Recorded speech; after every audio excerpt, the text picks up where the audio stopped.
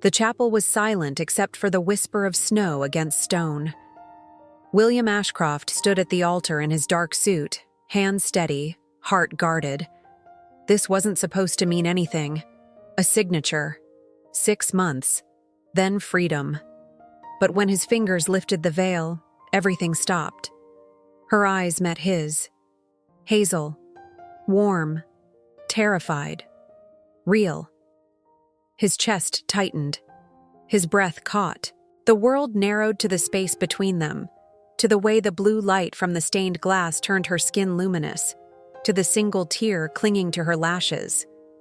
He'd expected emptiness, a transaction, nothing more. Instead, something cracked open inside him, something he'd locked away 5 years ago when Caroline walked out, something that whispered this woman, this stranger in a hastily bought dress, might be the most honest thing he'd ever touched. But how did they get here? Let me take you back. But before we do, if you believe the greatest blessings come when someone truly sees you, stay with me and hit that like button. Subscribe to Love and Light Stories. Now, let's continue. 3 days earlier, William stood at the floor-to-ceiling windows of his office, watching fresh snow blanket the resort grounds. Alpine Ridge stretched below him like something from a postcard. Stone lodges with steep roofs, the historic chapel, pine forests heavy with white. Beyond it all, the Colorado Rockies carved the horizon. His grandfather had built this place in the 1950s. Every timber, every stone, every tradition. William had grown up here, learned to ski on these slopes before he could read, spent summers helping in the kitchens, winters greeting guests at the lodge, proposed to Caroline in that chapel on a June evening when wildflowers covered the valley floor. The memory still stung. 5 years, and he could still see her face when he'd told her he planned to run the resort instead of selling it. The disgust in her eyes had been immediate, sharp, the way she'd called him small-minded, provincial, wasting his life on sentiment and nostalgia. She'd left him at the altar, literally. 300 wedding guests waiting in that same chapel. His family humiliated, the resort staff whispering, and William learned the lesson that would define him. Love was unreliable. Marriage was a business contract, nothing more. His phone buzzed against the mahogany desk. The lawyer's name flashed on screen. William's jaw tightened before he even answered. "William, we have a problem." Thomas Mitchell's voice was tight with barely controlled panic. "The European arrangement fell through. Miss Laurent canceled this morning." William's hand tightened on the phone. The leather case creaked under his grip. "What do you mean, canceled?" "Cold feet, apparently. She's returning to Paris immediately. Her attorney just sent the termination notice." The room tilted slightly. William looked at the calendar on his desk. December 18th. 3 days until the deadline. 3 days until his uncle's will either secured his future or destroyed it. The red circle around December 21st seemed to pulse. The terms were ironclad. Married by December 21st or lose controlling interest in Alpine Ridge. The board would vote. Preston Caldwell, his cousin, would take over. Preston, who'd been circling like a vulture for years, waiting to gut this place and turn it into corporate vacation packages and timeshare units. "Find someone else," William said. His voice sounded distant to his own ears, hollow. "In 3 days? Before Christmas? William, that's impossible. Then I'll lose everything my grandfather built." The words tasted like ash, like failure. He hung up before Thomas could respond. Stared out at the snow falling soft and relentless. 5 generations of Ashcrofts had protected this land, had poured their lives into these mountains. His great-grandfather had cleared the first trails by hand. His grandfather had built the original lodge with timber cut from these forests. His father had expanded it, carefully, preserving the soul of the place even as it grew.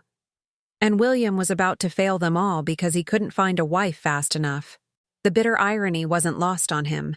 He'd spent 5 years avoiding relationships, building walls, convincing himself he was better off alone.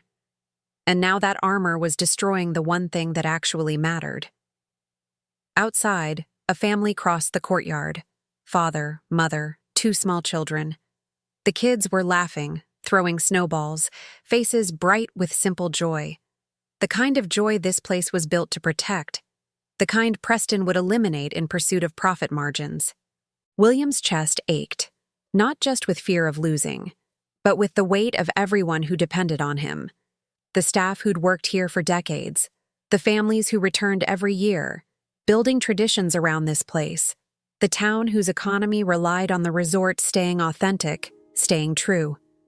He pressed his forehead against the cold glass, closed his eyes, and for just a moment, let himself feel the full weight of what 3 days meant. Everything. It meant everything. That afternoon, Audrey Bennett adjusted her camera settings in the grand ballroom, trying to ignore the elegant chaos around her. The Sterling wedding was in full swing.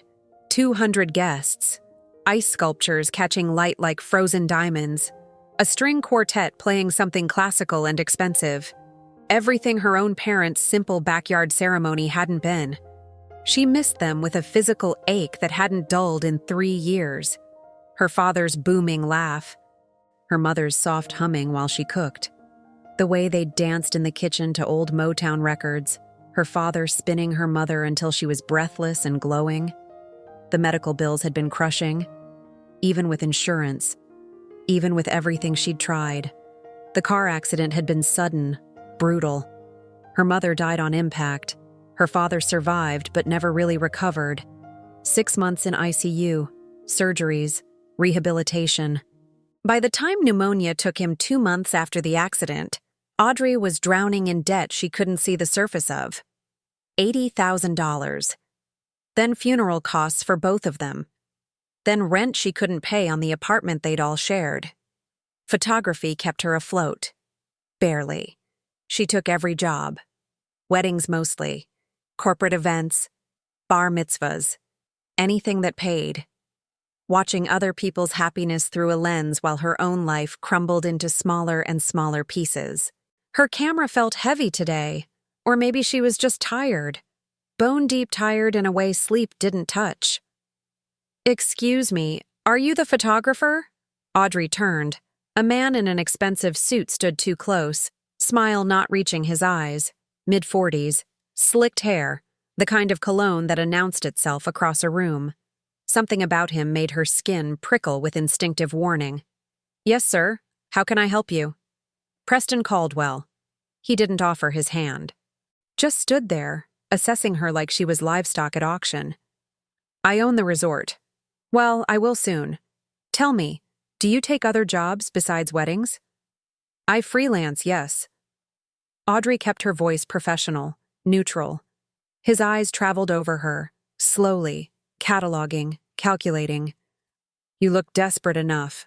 Perfect." Heat crept up Audrey's neck, burning across her cheeks, but she kept her voice level through sheer will. "I'm sorry?" "Desperate. Broke. Probably drowning in debt like most photographers I meet." He pulled out a business card, held it between 2 fingers like an offering. Or a test. "When you're ready to discuss real money, call me. I might have work for someone willing to be flexible with ethics." He walked away before she could respond. Audrey stared at the card in her hand, shame burning through her chest like acid. Was it that obvious? Did everyone see her struggle written across her face? Could they smell the desperation on her like cheap perfume? She slipped the card into her pocket with trembling fingers and returned to her camera. 2 more hours. Then she could leave. Go home to her studio apartment with the heat that barely worked. Eat ramen. Avoid her landlord's increasingly angry calls. The string quartet shifted to something slower. Couples filled the dance floor, moving together with practiced grace. Audrey framed the shot, clicked, and tried not to think about how some people's biggest problem was choosing between salmon or chicken while she was calculating whether she could afford both groceries and electricity this month. Through the lens, she watched the bride laugh at something her new husband whispered. watched him look at her like she'd hung the moon. Watched two people who believed in forever, who had the luxury of believing. Audrey's throat tightened. She blinked hard, adjusted her aperture, and kept shooting. Because that's what you did when your world fell apart. You kept moving, kept working, kept pretending you weren't one missed paycheck away from losing everything. William found her by accident. He'd been avoiding the Sterling wedding, avoiding Preston who'd shown up uninvited like a bad omen, avoiding everything. But his assistant mentioned the photographer, said she was packing up in the service hallway. He didn't know why he went looking. Maybe just to escape his own thoughts. Maybe because sitting in his office staring at that calendar was driving him slowly insane. He rounded the corner and stopped. A woman knelt on the floor, carefully wrapping camera equipment in protective cloth. Her dark hair fell across her face, hiding her expression. She wore all black. Practical. Nothing expensive. Her hands moved with precision, each piece of equipment handled with care that spoke of necessity, not preference. But it was the way she touched her gear that caught him. Gentle, almost reverent. Like each piece mattered not because of its value, but because losing it would mean losing her livelihood, losing everything. He recognized that care, that fear. He'd felt it every day since his grandfather died. "Excuse me." She looked up. Hazel eyes, no makeup. Tired in a way that went deeper than one long day. But kind. Despite everything, her eyes were kind. Something in his chest shifted. Just slightly, just enough to notice. "Mr. Ashcroft." She stood quickly, professional smile clicking into place. "I'm almost finished. I'll be out of your way in 5 minutes. You're the photographer?" "Yes, sir. Audrey Bennett." She extended her hand. Her palm was warm against his, calloused from work.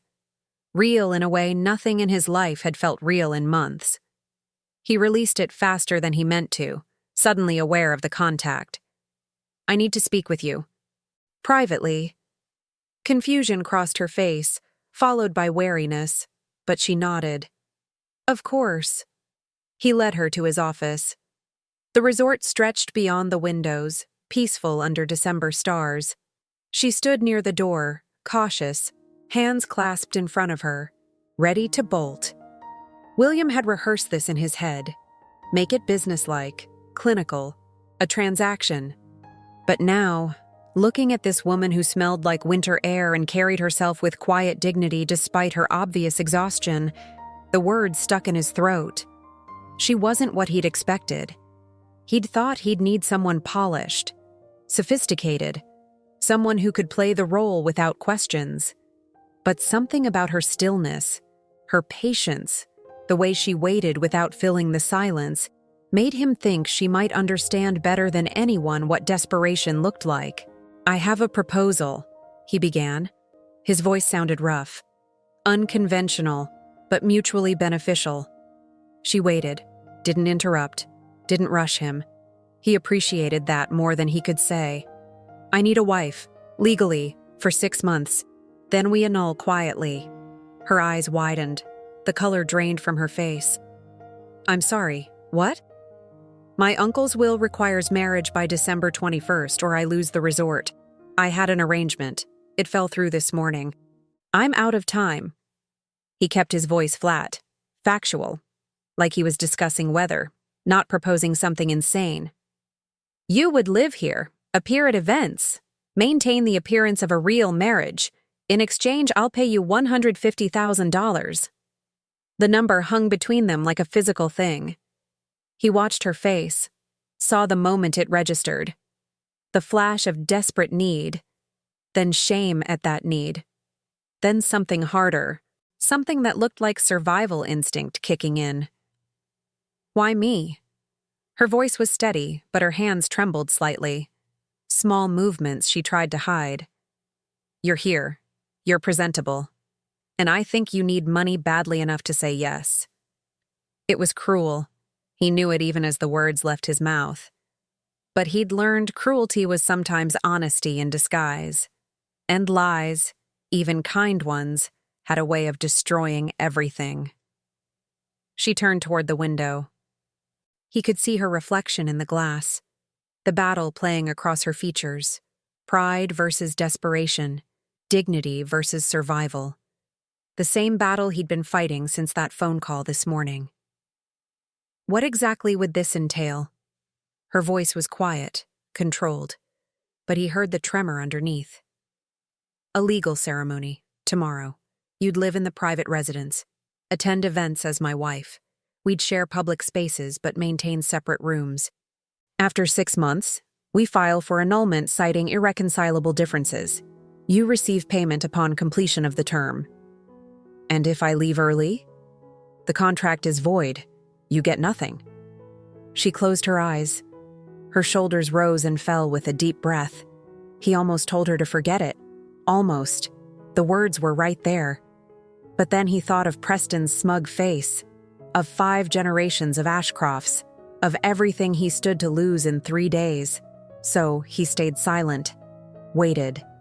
Let her make the choice. When she turned back, her expression was composed, resolved. But her eyes held something that looked like grief. I have conditions, she said quietly. I won't lie to your family if they ask direct questions. I won't pretend affection in private. And I keep working, my photography jobs. Agreed. And I want it in writing, all of it, with a lawyer present. Smart. He nodded, feeling something like respect. Tomorrow morning, 9 a.m. The ceremony is at noon. She stared at him for a long moment. He couldn't read her face. Couldn't tell if she was seeing him or seeing $150,000. Couldn't tell if it mattered. Then she extended her hand again. 6 months, Mr. Ashcroft. Her palm was still warm, still real. He shook it, told himself this was just business, told himself he hadn't just made a mistake he didn't yet understand. But when she left and he was alone again, the office felt colder than it had before. The next morning, Audrey stood in a boutique in downtown Aspen, staring at her reflection in a 3-way mirror that showed her from every angle. The dress was simple, white, elegant. Nothing like what she would have chosen if this were real. But it wasn't real. It was survival wrapped in silk and lace. The shopkeeper fussed with the veil, smoothing invisible wrinkles. You make a lovely bride, dear. Your groom is a lucky man. Audrey's throat tightened. She thought of her mother, how they'd planned her wedding when she was 12, sitting on her bedroom floor with bridal magazines spread around them like treasure maps to a future that would never come. Wildflowers, her mother had said. Lots and lots of wildflowers. Her father walking her down the aisle, trying not to cry, dancing until dawn to the same Motown songs they'd danced to in the kitchen. None of that existed now. Just debt, just desperation, just a stranger in an expensive suit offering money she couldn't refuse for a marriage that would mean nothing to anyone but accountants and lawyers. It's perfect, she managed, her voice sounding hollow even to her own ears. I'll take it, the shopkeeper beamed. Audrey looked away. 3 hours later, she stood outside the chapel, her breath forming small clouds in the December air, stone and stained glass. Snow falling soft and steady, covering everything in white. Through the arched doors, she could see guests filling the pews. William's family, business associates, people who thought this was real, who would smile and congratulate them and never know they were witnessing a transaction. Her hand shook so badly she nearly dropped her bouquet. White roses. Simple. Purchased by William's assistant because Audrey hadn't had time, hadn't known what to choose, hadn't been able to think past the number, $150,000. Enough to pay off the medical debt, the funeral costs, the back rent. Enough to start over. Enough to stop drowning. All she had to do was lie for 6 months. Miss Bennett? The wedding coordinator appeared, professional smile in place. We're ready. Audrey nodded. Her feet felt numb, maybe from cold. Maybe from fear. She couldn't tell anymore. She stepped inside. The music swelled, filling the chapel with false promise. Everyone stood, turning to look at her. Their faces were expectant, happy. They believed. And there, at the altar, was William. Dark suit that probably cost more than her car. Rigid posture, face carefully blank. He looked like a man facing execution, not marriage. Like someone fulfilling an obligation he'd rather avoid. Something in her chest ached. For him, for her. For this beautiful lie they were about to speak in front of God and witnesses who deserved better. She walked forward. Each step felt surreal, like moving through water. The veil obscured everything slightly, turned the world soft and distant and almost bearable. Maybe that was better. Maybe she didn't want to see this clearly. Didn't want to remember the faces of people who believed she was walking toward love instead of survival. Then she reached him. He turned, met her eyes through the lace. The officiant began. Words about love, commitment, forever, sacred vows and holy matrimony. Audrey barely heard them. She focused on breathing, on not crying, on maintaining the dignity that was all she had left to her parents' memory. Do you, William James Ashcroft, take this woman to be your lawfully wedded wife? I do. Flat. Emotionless, like signing a contract. And do you, Audrey Marie Bennett, take this man to be your lawfully wedded husband? She should feel nothing. This was a contract. A transaction. 6 months of pretending in exchange for freedom from debt. This wasn't love, wasn't real, wasn't anything but business. But her chest hurt anyway. I do, she whispered. You may now kiss the bride. William stepped closer, his hands lifted to the veil. Audrey's heart hammered against her ribs. This was just for show, just for the guests. It meant nothing, would be over in seconds. His fingers brushed her temples as he raised the lace, slowly, carefully. The blue light from the stained glass washed over them both, turning everything ethereal, sacred. Then the veil lifted completely. Their eyes met. Audrey forgot to breathe. He was so close she could see the flecks of gray in his blue eyes, could see his expression shift from careful blankness to something raw, vulnerable, shocked. Like he'd expected to feel nothing and instead felt everything. His hand trembled against her cheek. His eyes searched hers with desperate intensity. Hazel meeting blue-gray. The chapel disappeared. The guests vanished. There was only this moment. This man. This impossible thing blooming between them without permission.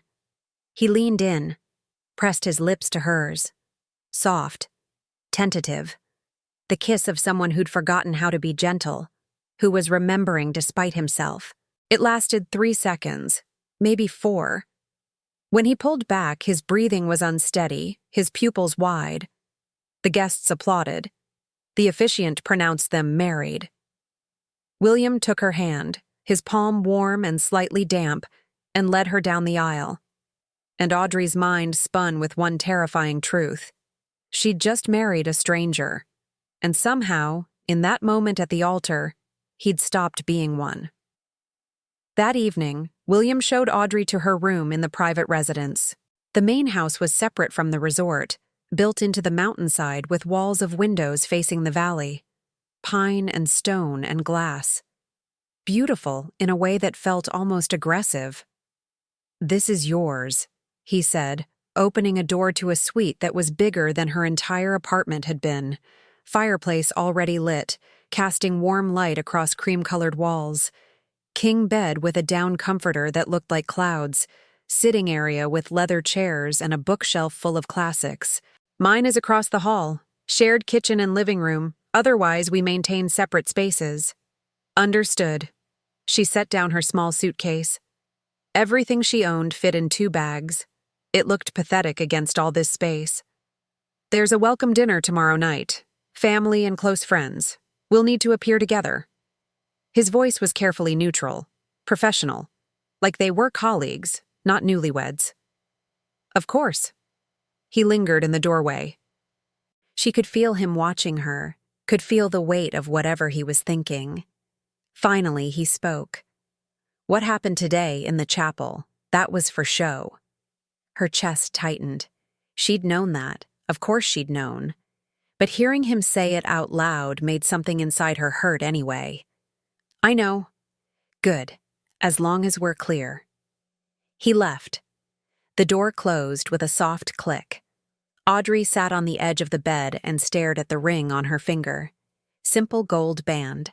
Borrowed from William's grandmother's collection for authenticity, he'd said. As if anything about this was authentic.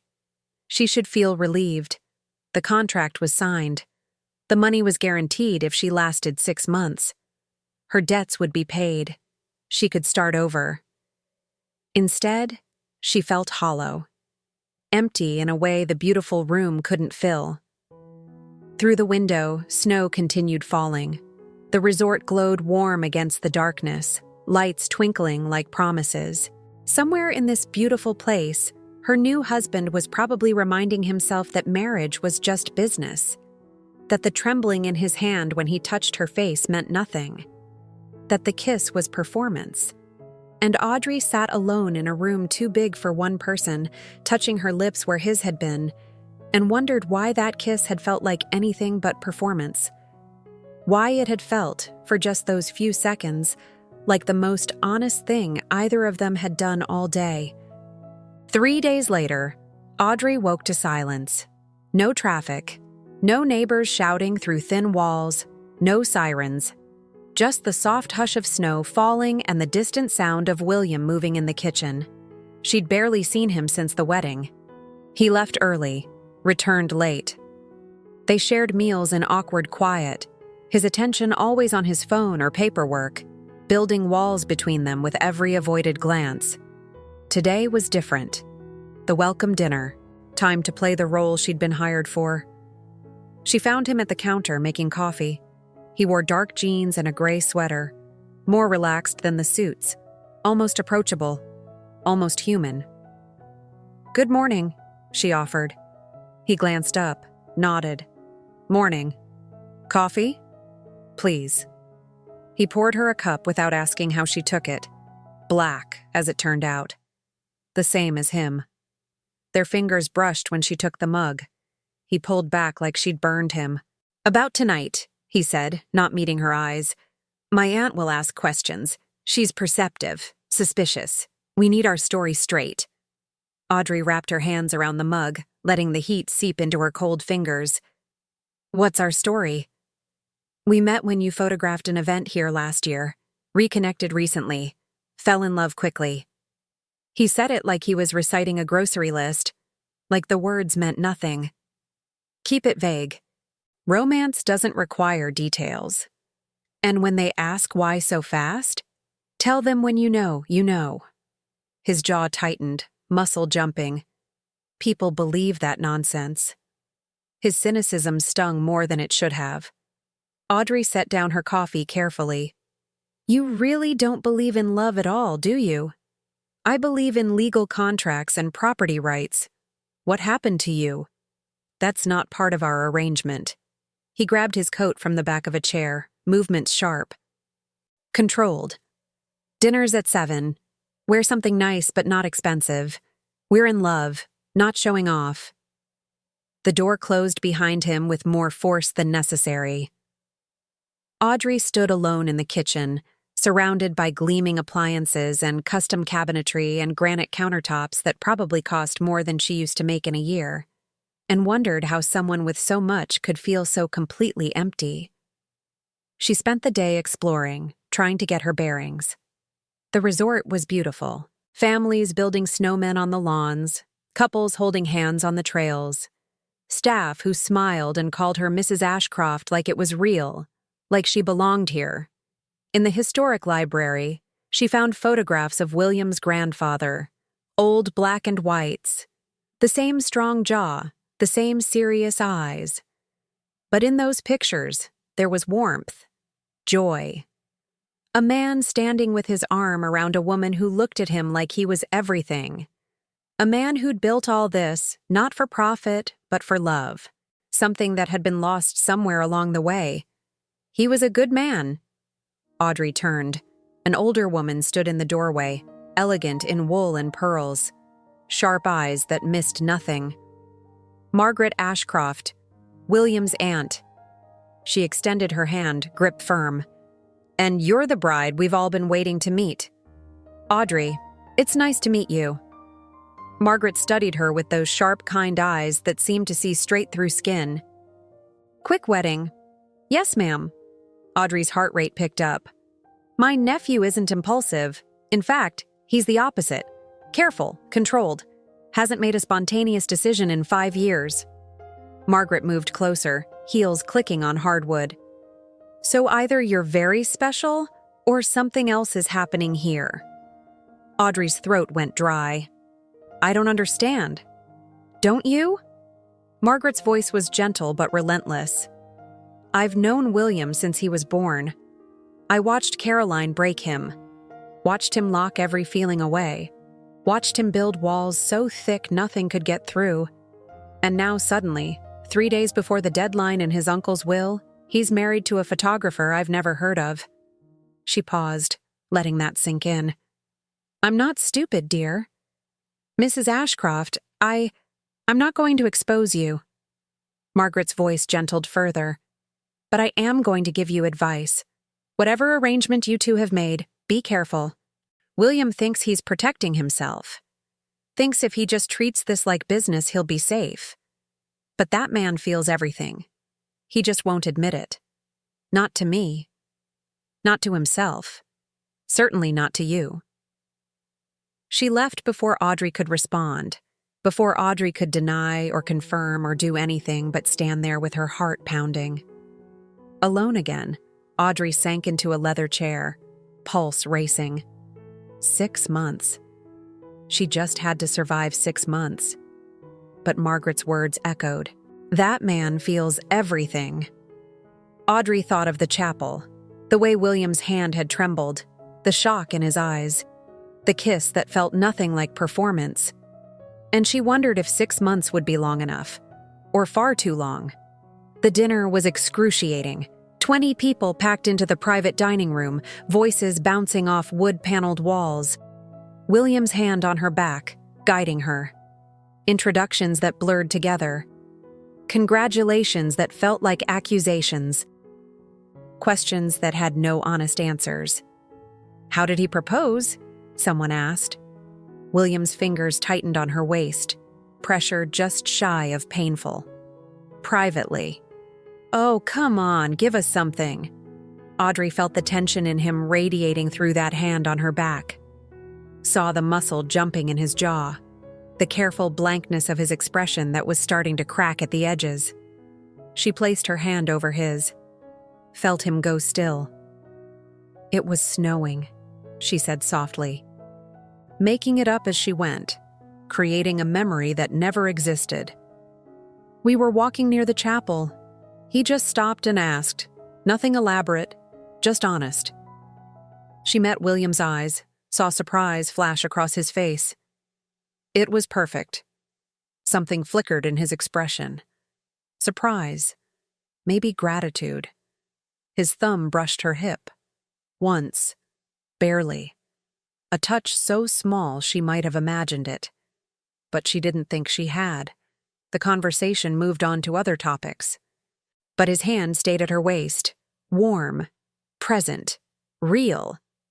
Across the table, Preston watched them with cold calculation.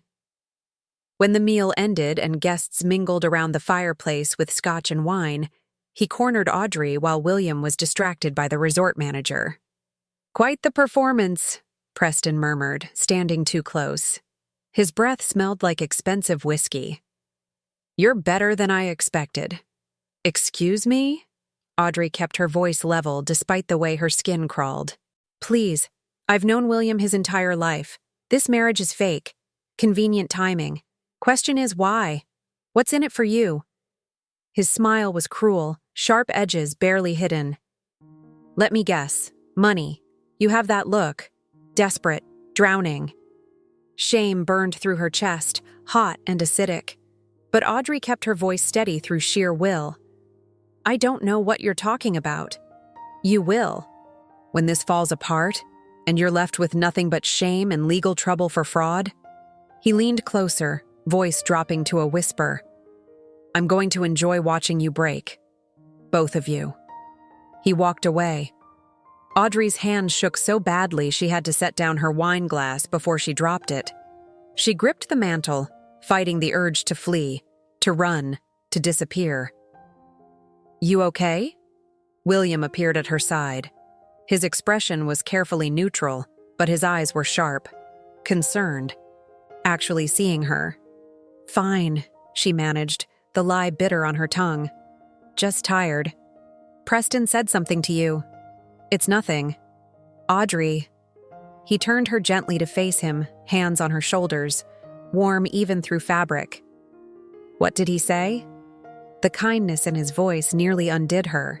She shook her head, not trusting herself to speak without her voice breaking. William's jaw tightened. His hand moved to her lower back, protective, possessive. He thinks he knows what this is. He's going to try to prove it. William's eyes went cold, hard. Let him try. The marriage is legal. The contract is binding. He has no proof of anything. What if he finds some? He won't. William's voice was steel, absolute. I protect what's mine. The possessiveness should have bothered her, should have reminded her this wasn't real, that she was playing a role. Instead, it made her feel safe for the first time in years. They stayed another hour. William never left her side. His hand always somewhere, her back, her elbow, the small of her spine, anchoring her, claiming her in ways that should have felt false but somehow didn't.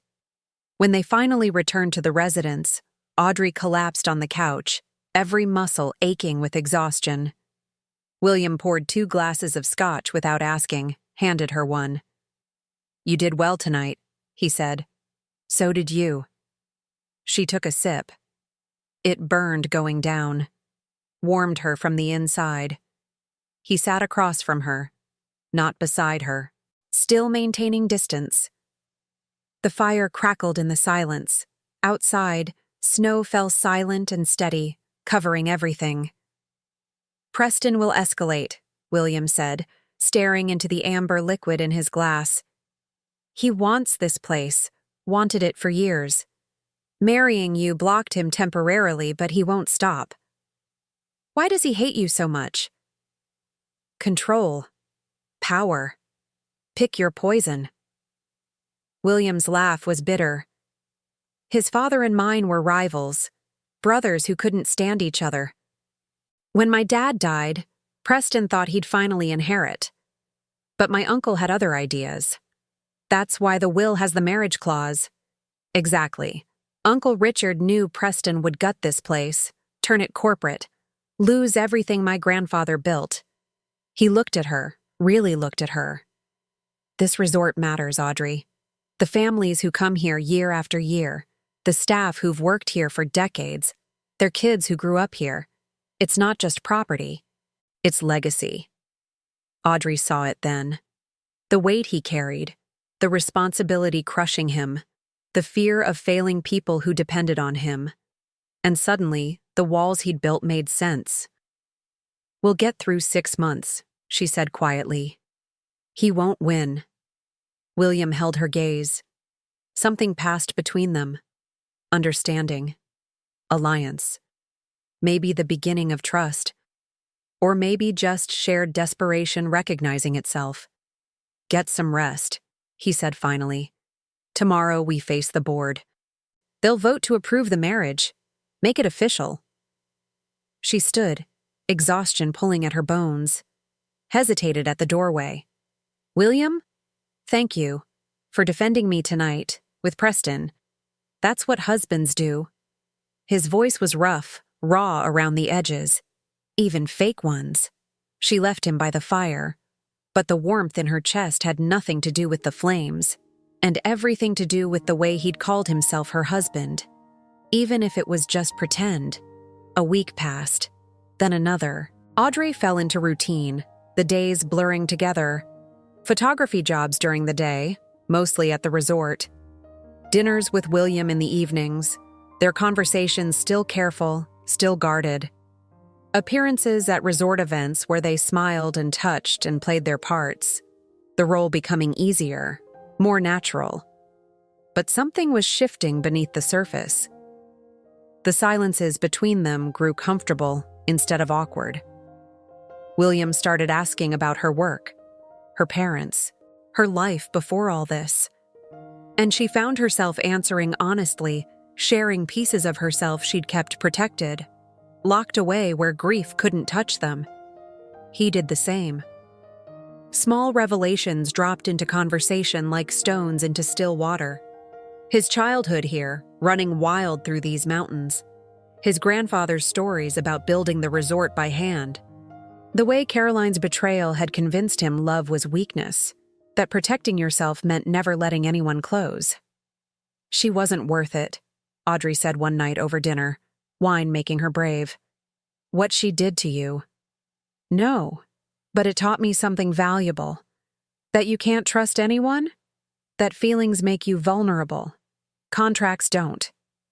Audrey set down her fork with more force than she meant. That's sad, William. It's realistic. It's lonely. He went quiet. Stared at his plate like it held answers. Then he changed the subject, asking about a wedding she'd photographed that afternoon.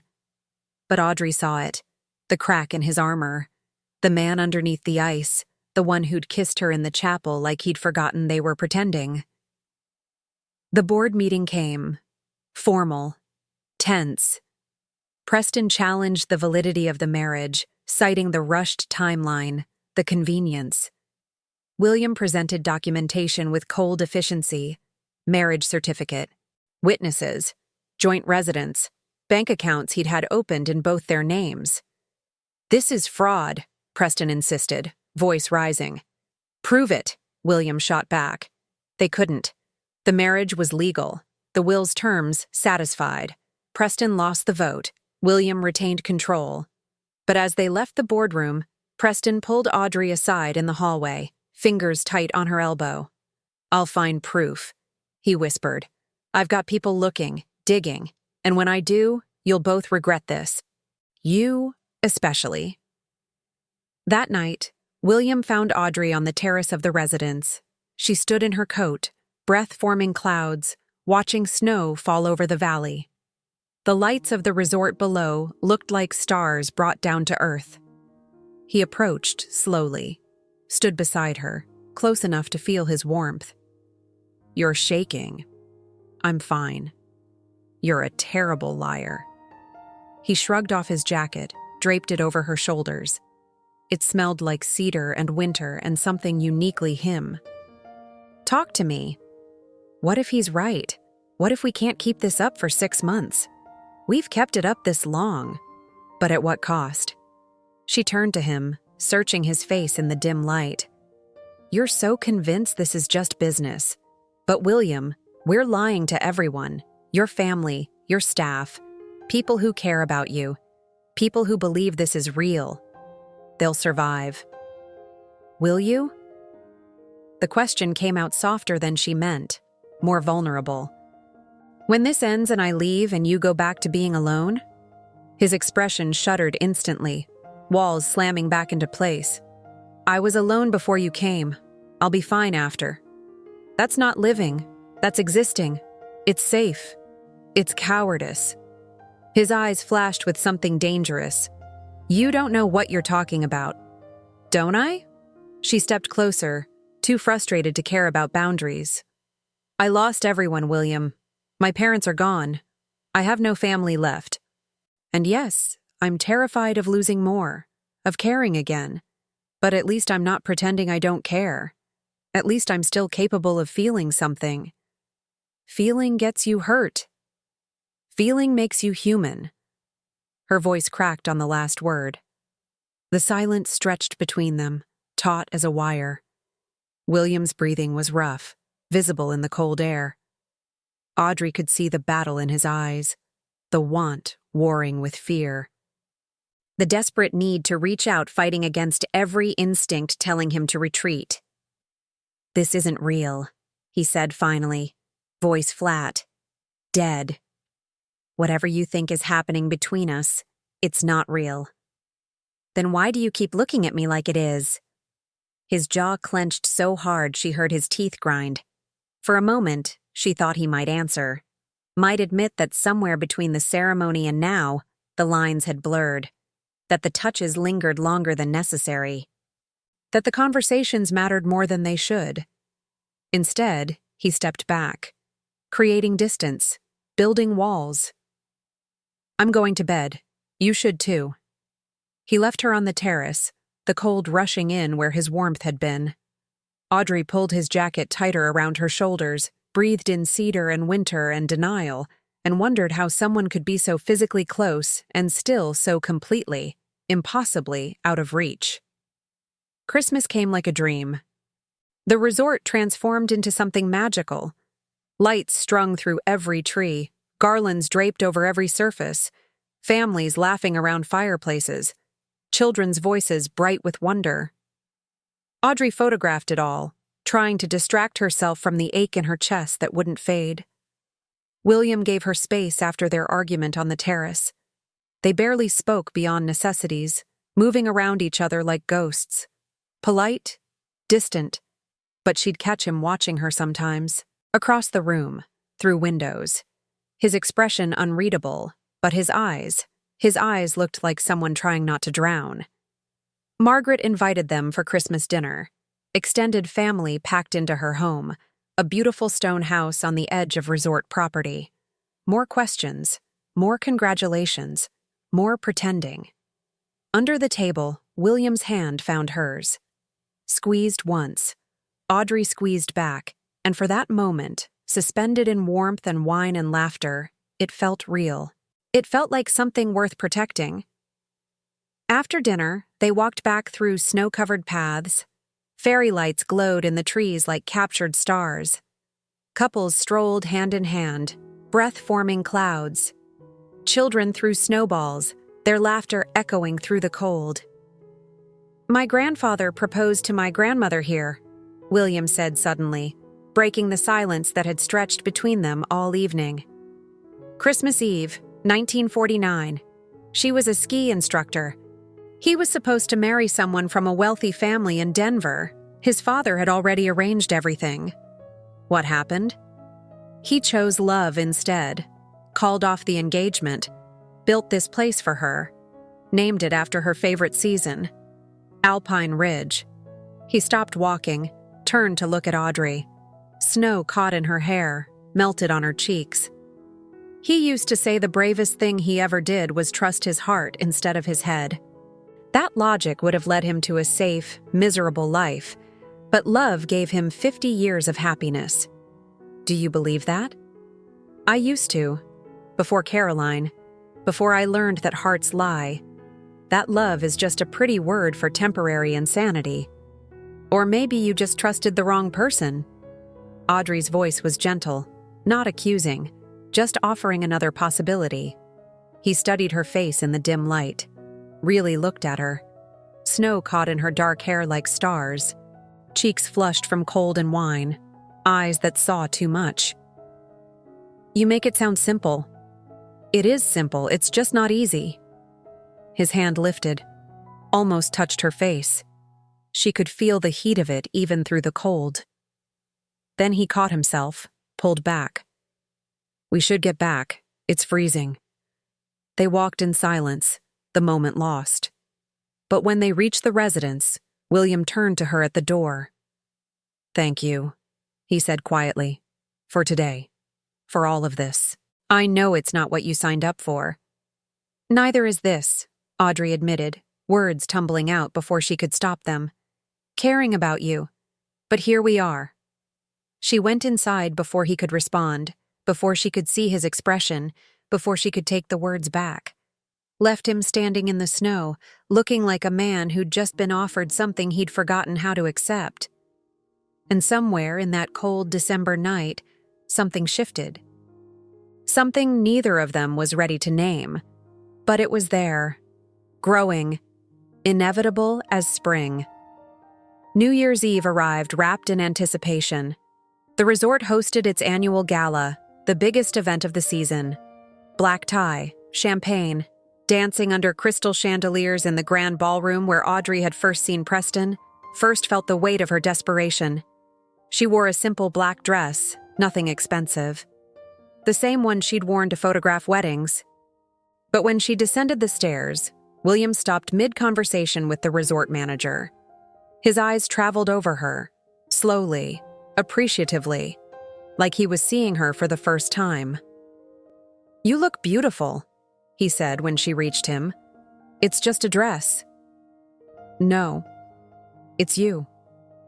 The compliment hit her chest like a physical thing, made her breath catch.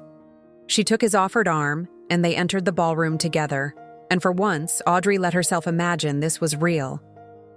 That she belonged here, that she belonged with him.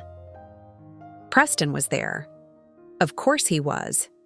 Watching from across the room, calculating. But tonight, Audrey refused to let him ruin anything, refused to let fear win.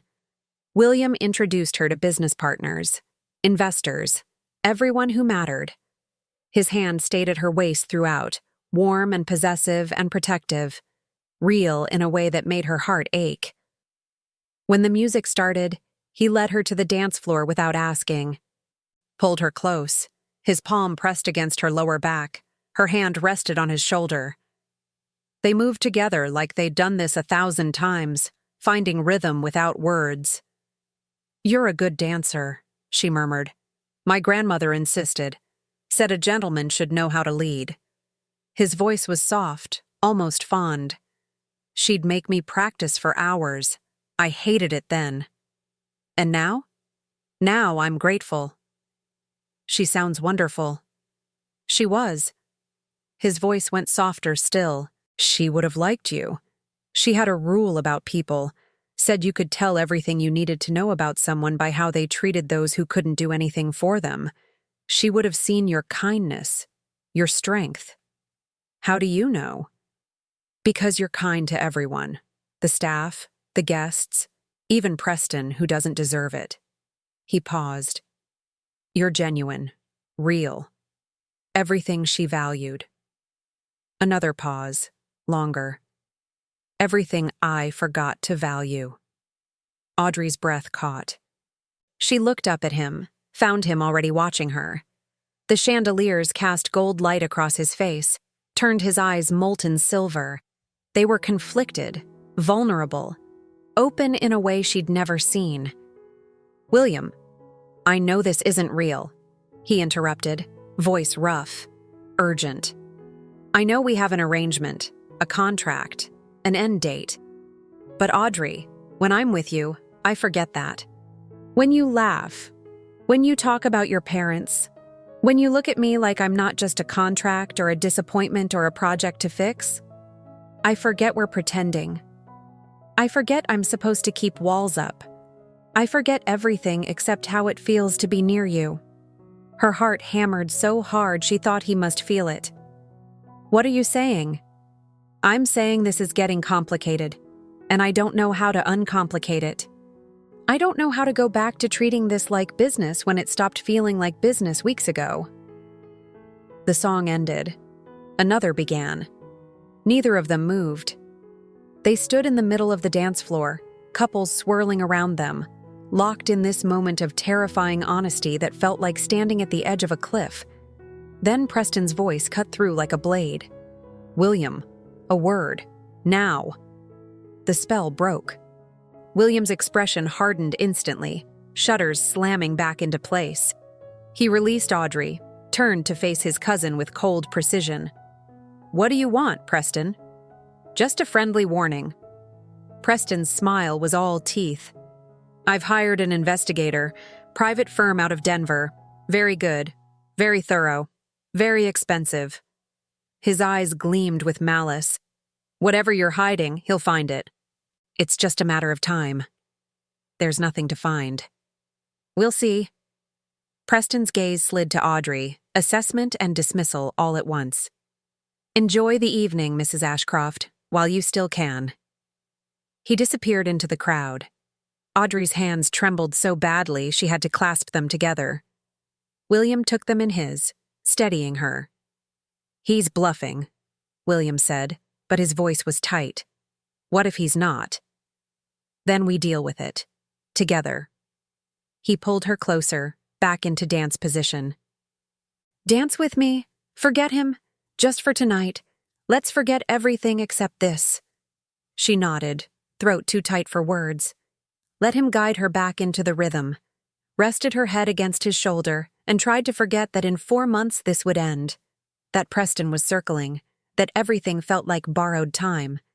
And for 3 more songs, she pretended this marriage was everything it appeared to be. That the man holding her loved her. That she wasn't falling for someone who'd made it clear from the beginning that this was temporary. That her heart wasn't breaking a little more with every beat. At midnight, champagne flowed like rivers of gold. Couples kissed beneath the chandeliers. Fireworks exploded over the valley, visible through the ballroom's floor-to-ceiling windows, painting the night in colors that shouldn't exist. William found her on the terrace, away from the crowds. Alone, watching light paint the sky in impossible beauty.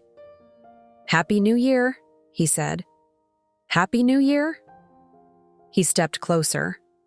Close enough she could feel his warmth cutting through the cold. His hand lifted, cupped her cheek with infinite gentleness. Audrey's breath stopped. She saw it in his eyes. The question, the want, the fear fighting against desperate need. "May I?" he whispered. She nodded, not trusting her voice. He kissed her. Soft at first, tentative, like he was afraid she might disappear. Then deeper. His fingers tangled in her hair. Her hands gripped his jacket, pulling him closer. The fireworks continued, explosions of light and color. The music played somewhere far away. The world kept spinning. But in that moment there was only this. Only them. Only the terrifying truth that somewhere between December and January, between contract and reality, between pretending and feeling, they'd fallen into something neither of them had planned. Something that felt dangerously, impossibly real. When he pulled back, his forehead rested against hers, both of them breathing hard. "This is a mistake," he breathed. "Probably. We should stop. Probably." But neither of them moved. Neither of them pulled away. And when the fireworks faded and the cold became too much, William took her hand and led her home through snow-covered paths, and Audrey knew with absolute certainty that they'd just crossed a line that couldn't be uncrossed. That nothing would be the same after this. That 4 months suddenly felt like both forever and not nearly long enough. January brought silence.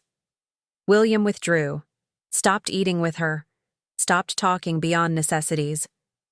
The warmth from New Year's Eve evaporated like it had never existed, leaving behind ice and distance and walls even thicker than before. Audrey tried to give him space, focused on her photography, booking jobs at other resorts, other weddings, anything to get away from the residence and the ghost of what might have been. But the absence hurt more than she wanted to admit, more than she had any right to feel. She'd known better, known this was temporary. Fake. A business arrangement with a fixed-end date. But her heart hadn't listened.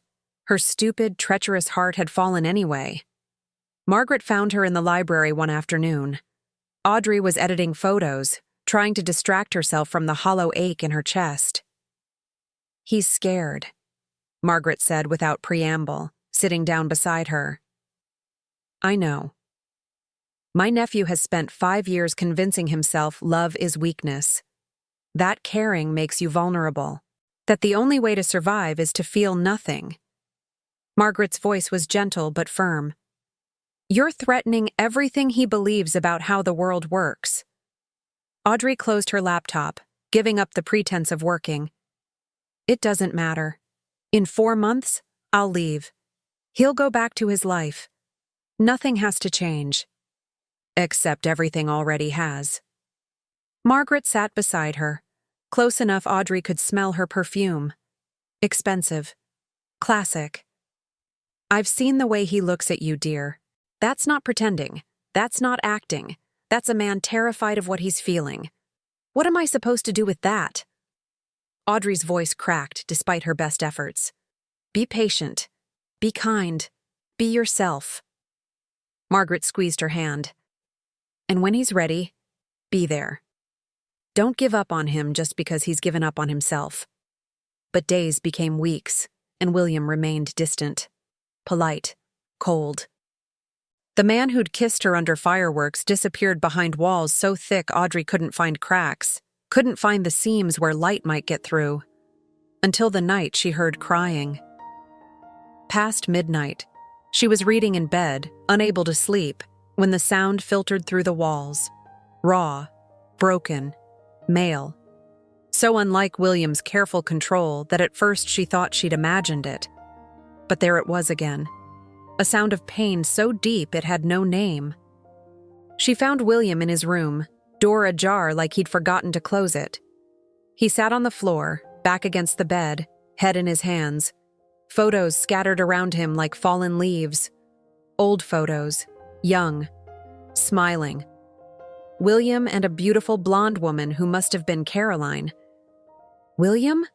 Audrey whispered. He looked up. His face was wrecked, eyes red, cheeks wet, utterly devastated. Go away. No. Audrey, leave, please. She closed the door, sat beside him on the floor despite his protests.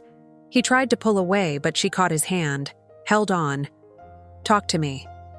There's nothing to say. Then just let me sit here. He did. For long minutes they sat in silence while his breathing steadied, while his grip on her hand tightened like she was the only thing keeping him anchored, while the photos surrounded them, ghosts of a past that still had power. She called today, he finally said. Voice raw, scraped clean. Caroline, heard I got married, wanted to congratulate me. Said she always knew I'd end up alone and desperate enough to pay someone. Audrey's chest tightened with rage. How did she... Preston, had to be. He's the only one who would tell her. William's laugh was bitter, broken. You know what the worst part is? She's right. I did pay you. I am desperate. And in 4 months I'll be alone again, which means nothing really changed except I proved I'm exactly as pathetic as she always said. You're not pathetic. Then I found these. He gestured to the photos, hand shaking. I don't even know why I kept them. Reminders of my stupidity, I guess. Evidence of how completely I failed at the one thing that's supposed to come naturally to humans. Loving someone isn't stupid. It is when they prove love is just a lie people tell themselves. When they show you that feelings are just chemical reactions that fade. That what you thought was real was just your brain playing tricks. He turned to her, eyes devastated and too honest. You want to know why I can't do this? Why I pulled back after New Year's? Yes, she whispered. Because that kiss felt real. Because being with you feels real. Because when I'm near you, I feel things I swore I'd never feel again. And I can't survive that again, Audrey. I can't let someone in just to watch them leave when something better comes along. When the money runs out. When the contract ends. When you remember you can do better than a broken man hiding in the mountains. I'm not Caroline. How do I know that? How do I trust that? His voice cracked completely. You're here for money, Audrey. You admitted it. $150,000. Just like she was here for status and a nice house and a husband she could mold into someone she didn't hate. When your 6 months end, you'll take your payment and disappear. And I'll be exactly where I was before. Alone. Broken. Living proof that I was right to lock everything away. The words cut like glass. But under the pain, Audrey heard the fear. The wound that had never healed. the belief so deep it had become part of his identity. She cupped his face, made him look at her. "You're right. I came here for money. I won't deny that. I won't lie and say I agreed to this for noble reasons. But William, you're wrong about the rest. You're wrong about me leaving because something better came along. I'm leaving because that was the deal. Because you made it clear from the beginning, this ends, that you don't want it to be real. What if I don't want it to end?" The question came out broken, desperate. Her heart stopped. What? What if I want this to be real? What if I want you to stay? Not because of money or contracts or obligations, but because... He stopped, swallowed hard, started again. Because I'm falling in love with you and I don't know how to stop. I don't want to stop, but I'm terrified that if I admit it, if I let myself believe this is real, you'll leave anyway, and I won't survive it. Tears spilled down Audrey's cheeks, hot, fast. She'd wanted to hear those words, dreamed of them, but now they felt bittersweet because she knew how hard they were for him to say. How much courage it took to admit vulnerability when everything in his past told him it was a mistake. "You don't have to stop," she whispered. "I'm falling too. Have been since the chapel. Since you lifted that veil and looked at me like I mattered. Like I was real to you. Not just a solution to a problem. Not just a role to play, but a person worth seeing." He kissed her then. Desperate, clinging, like she might vanish if he let go. She kissed back with everything she'd been holding inside for weeks, months of pretending, denying, running from what had been building since December when they were strangers who thought they could control this. They fell into each other, hands tangling in fabric and hair, hearts racing, the photos scattered and forgotten as William pulled her closer, as Audrey wrapped herself around him, as two people who'd convinced themselves love was impossible, found it anyway in the ruins of their defenses. Later, they lay on his bed, clothed but close, her head on his chest, feeling his heartbeat, his fingers in her hair, gentle and wondering. "This is real now," he said quietly. "If we're doing this, it's real. No more contract. No more pretending. No more end date unless we choose it. What about the 6 months? The money? Forget it. All of it. Stay because you want to. Leave if you need to. But not because of a deal we made when we were strangers." His arms tightened around her. "I can't promise I won't be scared sometimes. Can't promise I won't have moments where I panic and want to run. But I can promise I'll try. That I'll fight for this. For us." Audrey lifted her head, looked at him through tears that wouldn't stop. Saw the man she'd fallen for. Complicated, wounded, but brave enough to try again despite everything his past told him. "I want to stay," she said. "Not for 6 months, not for money, just stay. With you. For as long as this lasts." He smiled. Actually smiled, open and real and absolutely beautiful. And it transformed him into someone young and hopeful and unafraid. Then stay. But peace was fleeting. 2 weeks later, Preston struck. William was in a board meeting when his lawyer called. Emergency. Urgent. The kind of words that made his blood run cold. He excused himself, found Audrey waiting in the hallway outside his office. Her face was pale, eyes wide with fear. "What happened?" he demanded. She handed him papers with trembling hands. Preston's investigator. He found something. William scanned the document, and his blood ran cold. A contract, signed by Audrey on December 17th. Agreeing to fake marriage in exchange for payment. Specific dollar amounts, dates, terms. Everything laid out in black and white. Everything damning. "This is a forgery," he said immediately, voice hard. "I know, but William, it looks real. The signature matches mine perfectly. The dates align. The terms?" Her voice shook. "He's going to present this to the board, claim fraud. They'll invalidate the marriage. You'll lose everything. We'll fight it. Get handwriting experts. Prove it's fake. That takes time we don't have. The board meets in 3 days. She gripped his arms, desperation bleeding through her carefully maintained control. Listen to me. I have my copy of the real contract in my apartment. Different terms, different dates.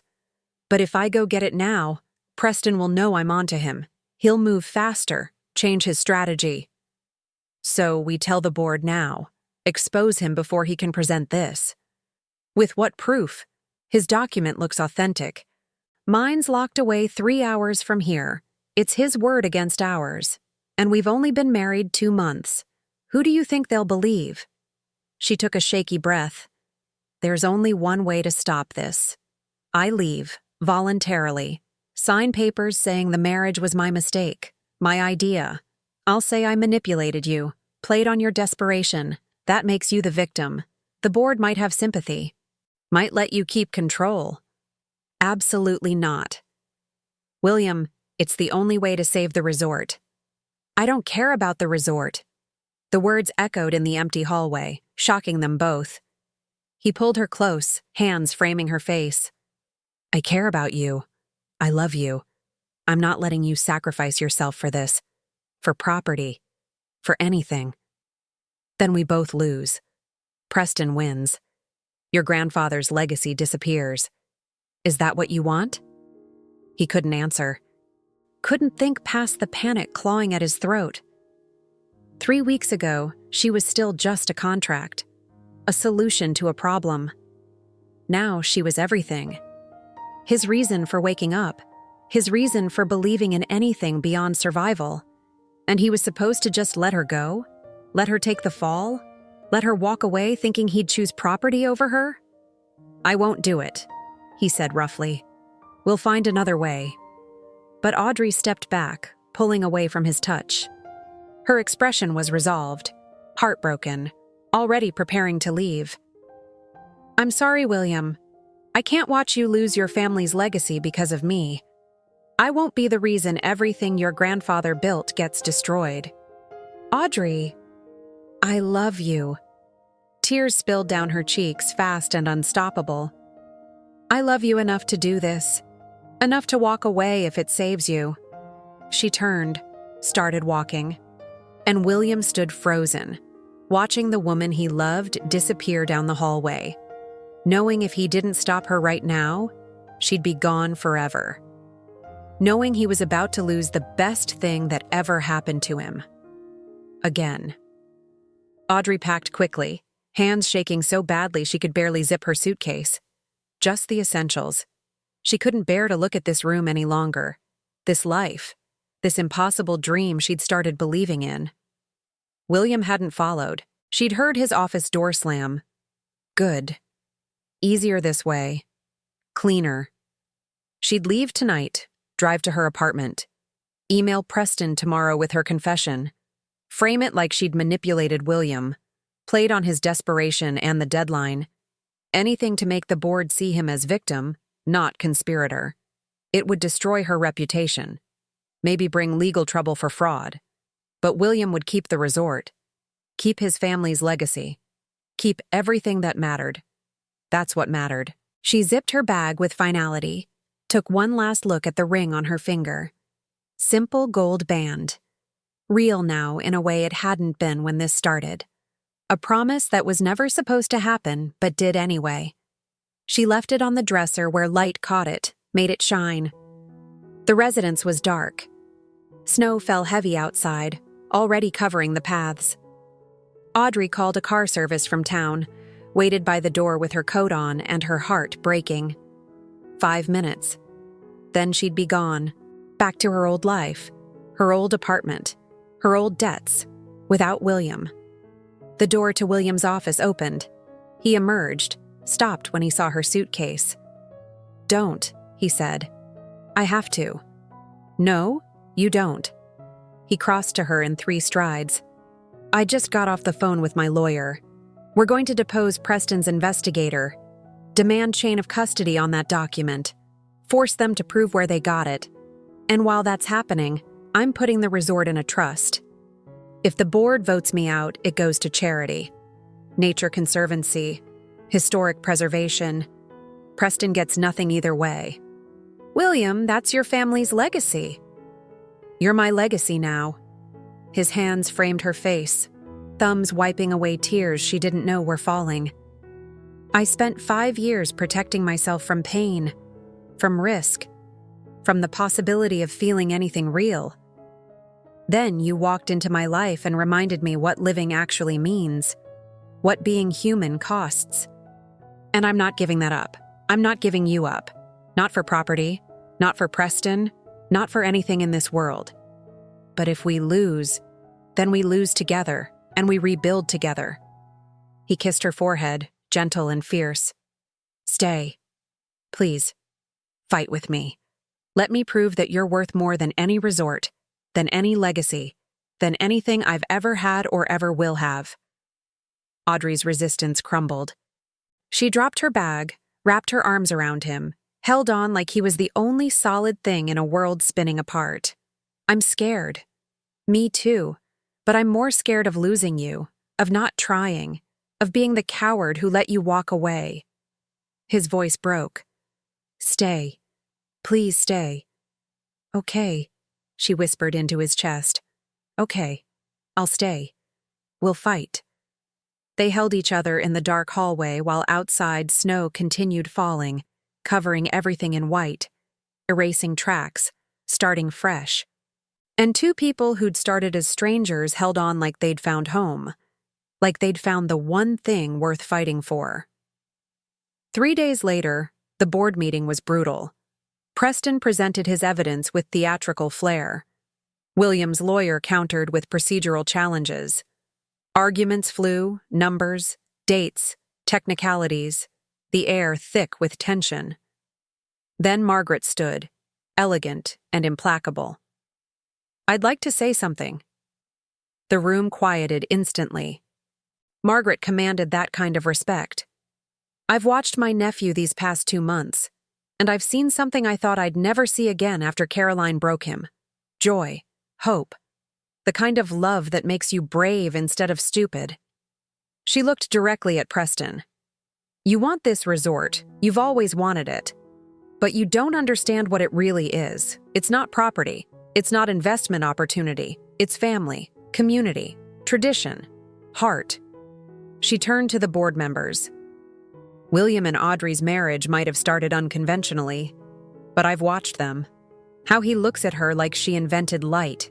How she grounds him when his fear takes over. That's real. That's love. And if we invalidate their marriage over forged documents and one man's spite, we're spitting on everything this resort was built to protect. Silence. Thick and heavy. Then one board member spoke. I move we table this matter pending independent document analysis. Seconded. The vote passed. Preston's face went purple with rage.